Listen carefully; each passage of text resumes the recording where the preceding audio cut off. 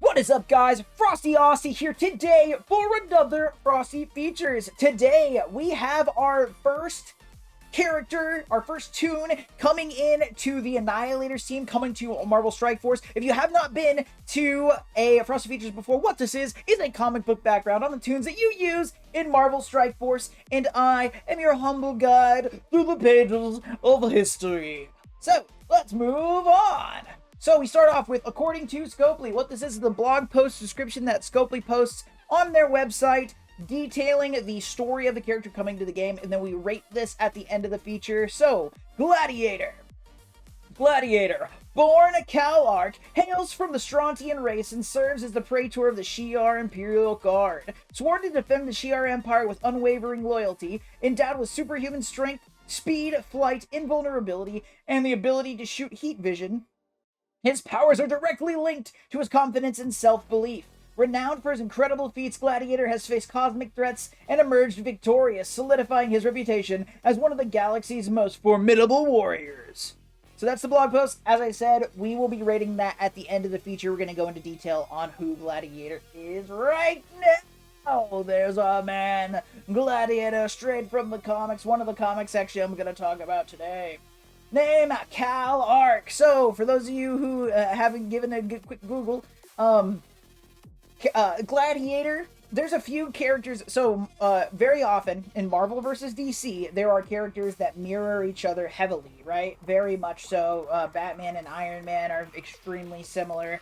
Superman and the Marvel, so Superman and DC, and on the Marvel side, there's a bunch of characters that are like Superman. Gladiator is one of them. He very much resembles Superman in many, many ways, and he is probably, other than Hyperion is Superman, essentially, in Marvel. Gladiator is like a close second, but Gladiator is so similar to Superman in the fact Cal-Arc is actually Superman's two names smashed together, Kal-El and Clark, Cal-Arc. Also, Superman is based off of a novel called Gladiator, so it is believed that that is where the name for this character, Gladiator, was derived from that same novel. So very much a mirror to Superman, even to the point where we talk about his Strontian heritage and things like that. Very similar to the Kryptonians. First appearance was in X-Men number 107 in 1977. We definitely see this man as part of the Shi'ar Empire. We'll talk about the Shi'ar a little bit more in depth today. But as part of the Shi'ar Empire, pretty much solos the X-Men. That's something we need to keep in consideration for Gladiator. Gladiator is a freaking powerhouse. Very much, I'm going to bring it up multiple times. He's definitely scales with Hulk. He scales with Thor. He fights these people very often. And he often, once again, comic books, he is subject to whoever is writing the comic books, but this man will solo entire teams of superheroes. So very important to take into account. So, powers and abilities. He is a Strontian gladiator. So, Strontian are superhuman by nature. They are all automatically, they are born with the ability to have superpowers. They have super speed, super strength already compared to a human being. A gladiator is a Strontian that essentially has ascended level, so it's he is a super Strontian. So if he was superhuman by being Strontian, he's a super Strontian. So very similar to how Thor is a godly Asgard. So Asgardians are already stronger. Thor is extra strong. Same thing with Gladiator, but scaled to Strontians, who, for all intents and purposes, are very similar to Kryptonians. Oh, also, I said that, but I didn't actually finish what I was saying. So Strontian Gladiator, he has invulnerability, and heat beams, things like that, and confidence. So confidence isn't a power, it's more of a weakness. But one of the, I think, is the coolest, and I think I've talked about it on my streams a few times, one of the craziest, coolest things I think about Gladiator, and Gladiator actually becomes one of whom I consider the most interesting characters in the Marvel Universe, is this confidence-based power. So the more confidence he has in himself, the stronger he is. So as long as he has decided he's going to win, he will win. And so one of the best ways, there's two ways to actually beat Gladiator in a fight. And one of the best ways is to manipulate his mind into thinking that he can't take you. But if he has decided that he's going to win the fight, he will win the fight. It doesn't matter who he's fighting. And that level of strength it actually is that high, right? He even in canon, he fights avatars of the Phoenix Force, who are a universal threat, right? Without any buffs. And there are a few times when Gladiator gets buffed, right? Little spoiler alert when we do power level later. He is insanely strong. But as soon as he loses confidence in himself, he can essentially be knocked over by the breeze. And I think that's just one of the it's very easy to write in. You know, mentally you can have an off day and then boom, he's done. But if he's decided he's won, he's won. Doesn't matter who you are. Aliases Law K, and Captain Universe. We have a few people throughout Frosty Features history that had taken the title of Captain Universe. It's one of those things that's passed around, and there's a pretty notable fight with Gladiator and Invisible Woman and the Captain Universe powers. So something to keep in mind. We're not really going to cover it today, but it's an interesting bit. Affiliations, Annihilators. We actually have an Annihilator in the game from the team Annihilators. Woohoo! So the team that's coming to the game is plagued with characters that are not part of the Annihilators. The Annihilators are assembled by a Watcher. We talked about the Annihilator storyline in a different Frosty Features. I believe it was Frosty Features Silver Surfer. So definitely check that out. But in short, the Watchers put together the Annihilators team, and it essentially is a universe-breaking team, more or less, right? So Gladiator actually is part of that. Silver Surfer's part of that. Those are two characters in Marvel Strike Force that we have in the team that are actually in the team. Other characters that are in the team are Ronan the Accuser, who didn't make the cut apparently for Marvel Strike Force. We also have Hyperion, who is not in Marvel Strike Force at all. And I'm blanking on the other ones, but ultimately they're all heroes. Ronan has an arc where he's heroic, right? So he goes back and forth from being evil to being a good guy, what have you. In the MCU, we only have him portrayed as an evil person, so typically he's considered a villain. But in the Annihilators, he's a good guy. So in this situation, which is funny because Gladiator's a good guy. As we dive into him, you'll see that he really isn't. Very morally questionable. But he is a good guy. But as far as the Annihilator is considered, Gore and Thanos do not belong in the Annihilators.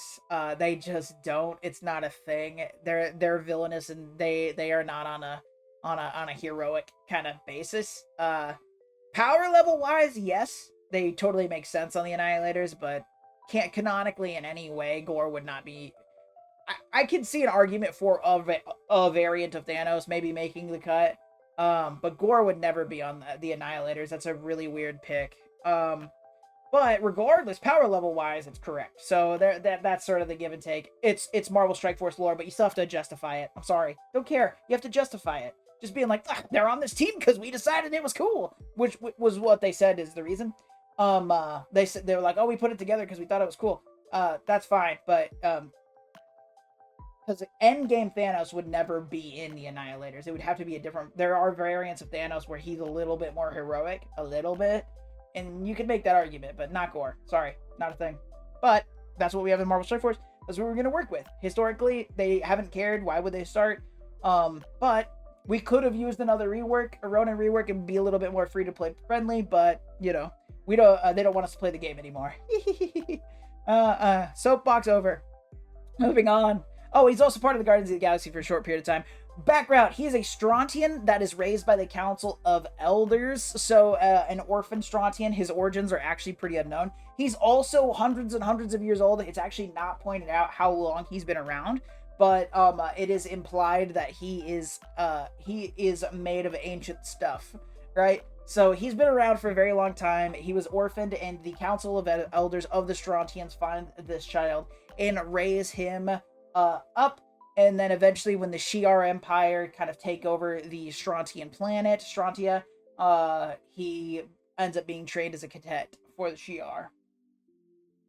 Who died? His fellow Strontians. So for him to get the rank of Gladiator, he had to prove himself within the Shi'ar ranks in training to be that cadet, and it ends up being a competition between him and a few other Strontians to become Gladiator, and due to a few different reasons, they end up all dying off, and Also, he ends up having to kill a few of them and to attain the rank of Praetor of the Imperial Guard. So we'll talk about that a little bit more in a while. But once again, you can't be a superhero supervillain without somebody dying. And in Gladiator, a lot of his own people had to die for him to get where he is.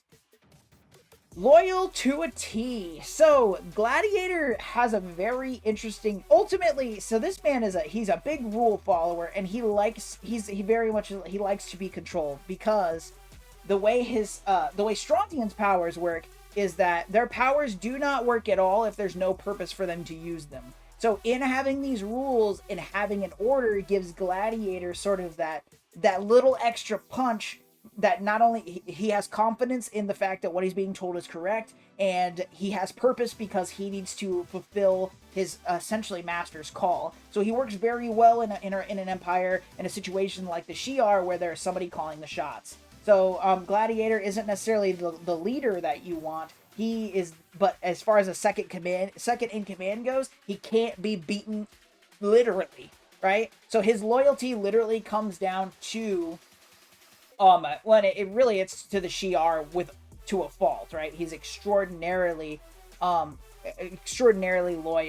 and will follow any, and I mean any, freaking order. He'll slaughter children. And that's the thing where I said earlier, he's like a hero. In the comics, he's portrayed as a hero, but a lot of what he does, man, is brutal, and it's just because he needs to fulfill his orders no matter what they are. And it just so happens that, especially from the human and the X-Men's kind of side, often the Shi'ar kind of are good guys. Even though from a galactic perspective, I think they might be kind of a form of a tyrant race a little bit, but they're very much framed as good guys because Professor X's love interest Liliandra is one of the higher ups in the Shi'ar. So yeah. And then vulnerable to radiation and lack of confidence. So this is kind of a race trait. So the lack of confidence comes from being the Gladiator. And then the lack of purpose and things like that is Strontian. And then also Strontians are weak to a specific wavelength of radiation. So he also can be depowered this way. So think of the radiation being his version of kryptonite. So once that is found, typically by higher end intelligent beings similar to Reed Richards, once this wavelength is found, then he can be taken advantage of, but also mentally manipulated. He also has a slew of psionic powers that are pointed out. They aren't explicitly stated, but they are implied, and Reed Richards kind of has a little bit of a breakdown on it. Moving on, relationships. We don't have too many. There are, in the current comic canon, I believe there are 3 Strontians alive. That would be Zenith, his cousin, Kubark, his son, who is known as Kid Gladiator. And then the Council of Elders serve as his adopted parents. But once again, his origins are actually fairly unknown. They're never expressed. Gladiator actually comes in as he is essentially this powerhouse that's randomly there. He very rarely is the main character of something. As far as my research goes, all I could find was Gladiator Supreme, which is a short comic book run that had him kind of as the forefront, but for the most part, he very much is a side character, and also he's written kind of all over the place. And also as a hero, he fights heroes an awful lot because he is ordered to do so. So these are things that we need to keep in consideration as far as Gladiator is concerned. All right. Notable events becoming the Gladiator. So, with this, I already said he is a Strontian raised by the Council of Elders, and so he is trained from birth to become one of these cadets, kind of overseeing the Shi'ar Empire. So the Shi'ar, what they are, think very similar to the Kree in the MCU, or that's really the Kree, the Shi'ar are like a race of bird people. They're people that are descended from birds, and what they become extremely technologically advanced. So what they do is they start expanding their empire and they collect different planets and stuff within their empire. So it is headed by a race of bird people, but includes many different races. And they have this Imperial Guard, and the Imperial Guard, it serves actually as sort of a foil, a mirror to the Justice League, which is why we have a Gladiator stepping in for that Superman style role. So with them doing this, what they want is a single representative from each planet to make up the Imperial Guard. So the Strontian cadets are raised to kind of be picked from this kind of group of cadets to kind of raise to the ranks, right? So there's a Magistrar whose name's Takor, and Takor is supposed to pick between these ones. And at this point, there's 10. There's 10 Strontians that have kind of risen through the ranks. They've been proven exceptional, and they get the Gladiator upgrade as far as Strontians are concerned. So this is the Shi'ar granting them this Gladiator upgrade. But it is pointed out to them at first glance. Takor looks at him and he's like, "Man, all y'all suck. Y'all are weak. You look weak. You're not going to be able to do anything. Why are you here?" And then the Chancellor, Vitania, she's like, "Hey, just so you know, one of them could level an army. So like, chill." And so he looks at it and he's like, "Okay, well, what if they're not loyal? What if they're not loyal? How are we going to stop them? Even these 10, like, we're an army. Right? What are we gonna do?" So to prove their loyalty, he's like, whoever can go and kill the Strontian Council of Elders will become the Praetor of the Imperial Guard, the leader of the Imperial Guard. Essentially the person that answers to the Shi'ar Emperor or Empress or what have you. So in this situation, we've got these 10 cadets. Most of them lacked the confidence. They're like, or the purpose. They don't see the purpose in killing their own people. They don't want to. They don't have that kind of loyalty. They're loyal to their people, and so they're weaker. And then some actually do decide that they're going to try to kill the Council of Elders, and they fail in doing so. Some even rebel against the Shi'ar and are killed. Our man Calark, Gladiator, who we know as Gladiator, had absolutely no problems. He was told that the Shi'ar are the people that he needed to protect and be a part of. He was told to kill the Council of Elders. This made him fairly certain that needed to be what was done, and he appears to the Council of Elders and he slaughters all of them. In doing so, being the only one of the Strontian cadets to survive and make it through, anyone that didn't participate or rebelled was killed immediately, and he becomes the Praetor of the Imperial Guard. Which is...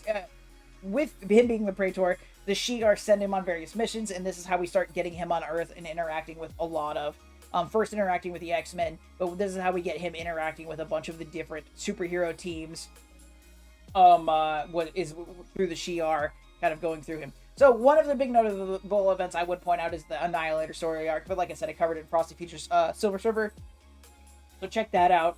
So we're going to talk about something else. One of the things that I think is that is the coolest, that's most interesting thing about Gladiator is when he goes up against other superhero teams and he murks all of them.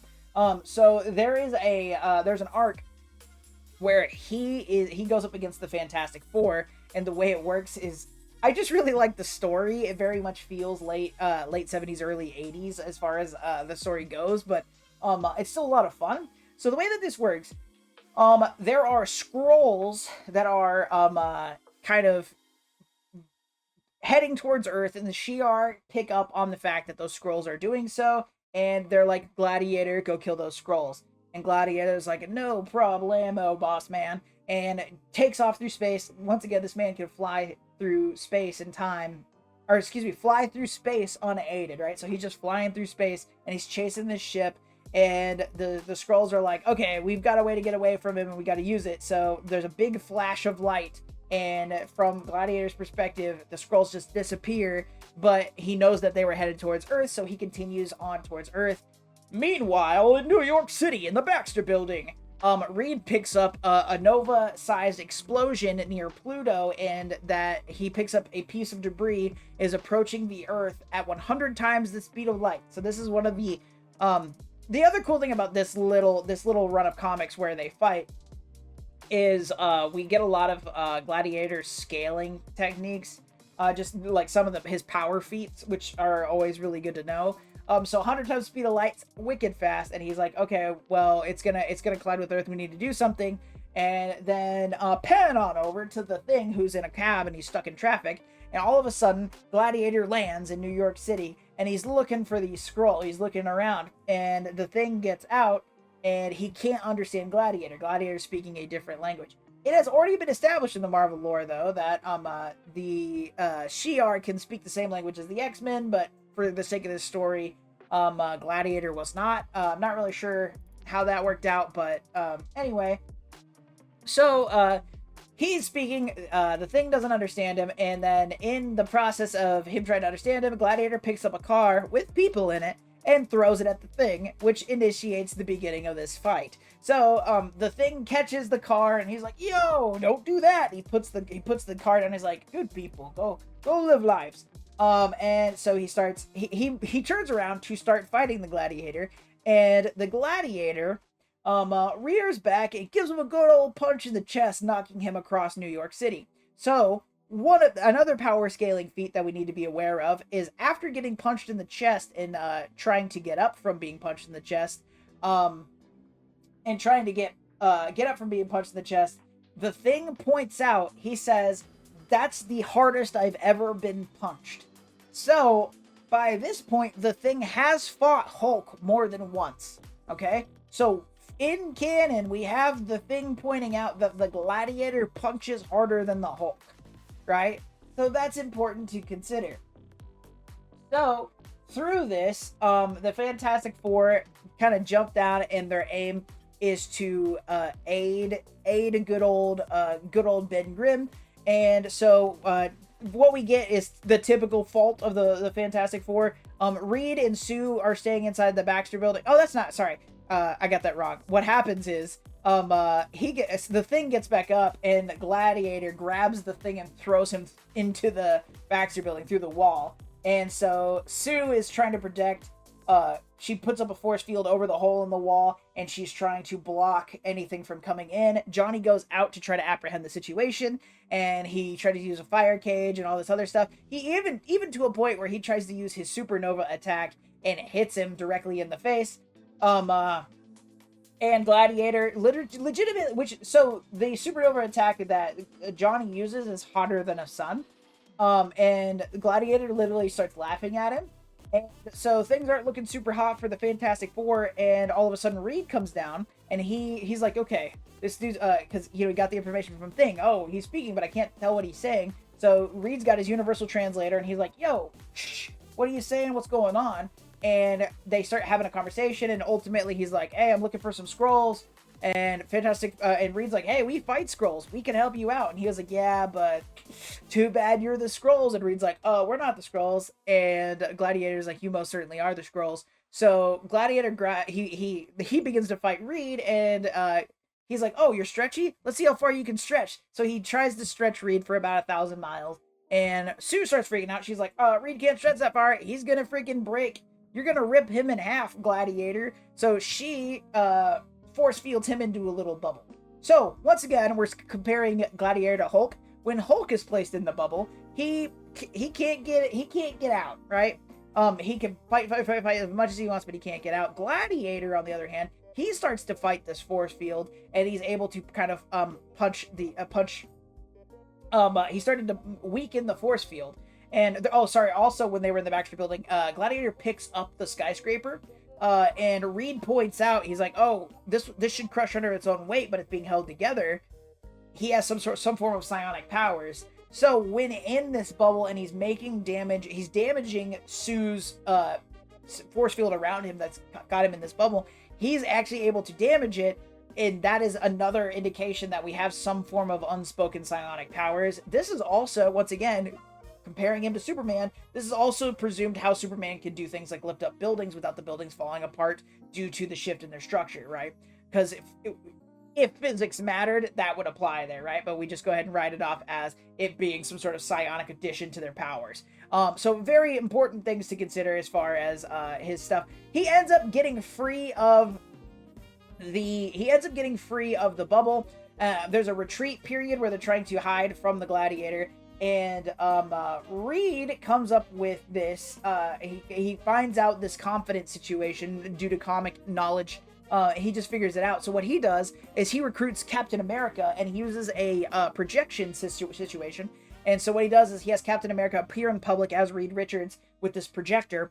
And Gladiator comes down to fight him, and all that Cap was given as far as what to do from Reed is to, hey, just block him. Stand there with your shield and just take all of the hits. So Gladiator he's punching, nothing's happening. He hits him with stuff, nothing's happening. Heat raised all of his abilities, and Reed is just standing there all confident and what have you. You can see that's the pictures we've got down there. He's definitely in the Captain America power pose, and he's taking all the hits, and he starts to lose confidence. And as he starts to lose confidence in himself, Sue puts together an invisible ball of malice and hits him in the back of the head and knocks him out, right? So Gladiator is able to solo all of the Fantastic Four until at the end of the day, Reed had time. He used his tactician, smartest guy in Marvel brain, and was able to outplan Gladiator, even though we do see Gladiator very much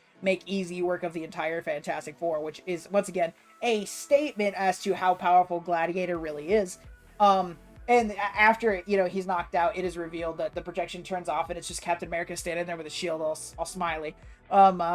So, yeah. It's a neat little story. It's cool, but also it is served. Believe it or not, the 100 times speed of light used to be how his speed factor was considered in the Marvel lore, but actually there was an event that happened after the fact that I'll bring up when we talk about power level right now. That actually is his new speed scale. So, in Marvel Strike Force, they don't care much about power levels, but here in Frost Features, we do. Now, the way that this works, if you are a multiversal threat, you can end all of reality at a whim. Not just your reality, the entire multiverse tumbles at your will. Universal means that you can end your reality, maybe hop on over to another reality and end that one.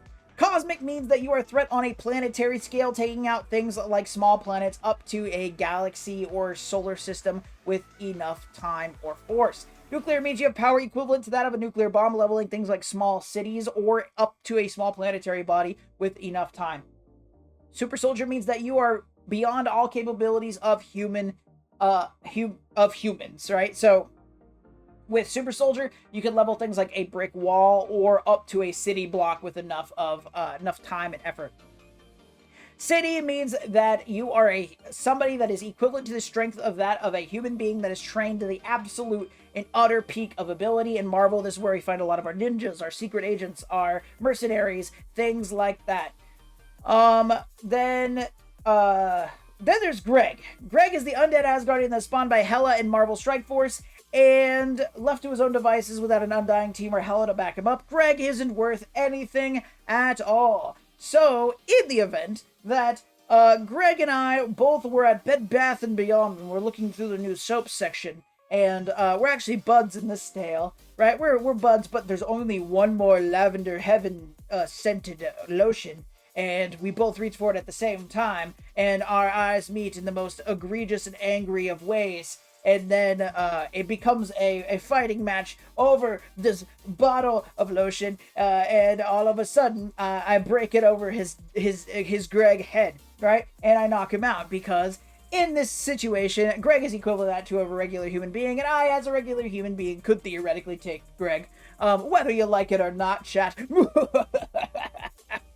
So, for the sake of this, we are rating Greg at a regular human being level. So, in the case of Gladiator, we have some crazy, crazy feats of strength.